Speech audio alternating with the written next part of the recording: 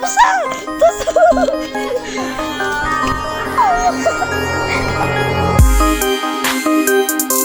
Musa bakın gördünüz. Telefonda oyunu silemdi. Bakın.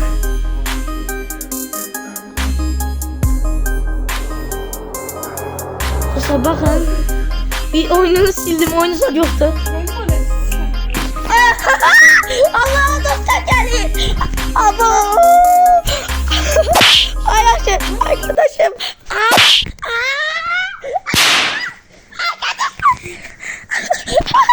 Dostlar gördüğünüz gibi hastahaneye geldik. Bu sefer vurdu.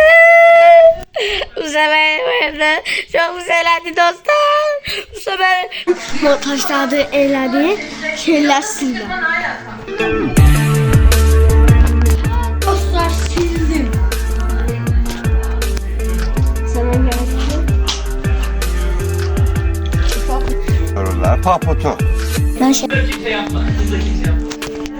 Abi sen ne seçsin? Seçsin. Ay bizim artık alabiliyorum sana. Attı bana kaç.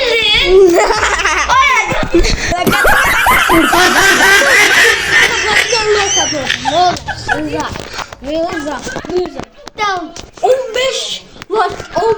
Sana karşılığı. Yani telefonu gizleyeceğim ve telefonu kırma şakası yapacağım. Sebepten geldim. Sıradan 31. odada. Geldim Musa'nın yanına. Musa'nı hastahaneye apardılar yani.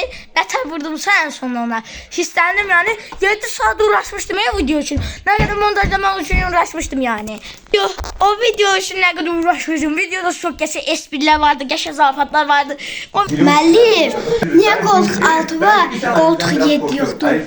O zaman geldim sen. Musa tapsam öyle bir şey eləyəcəm ki dostlar. Hastahanadadır. Dersen buradan yedim. Bundan yedimiyorum.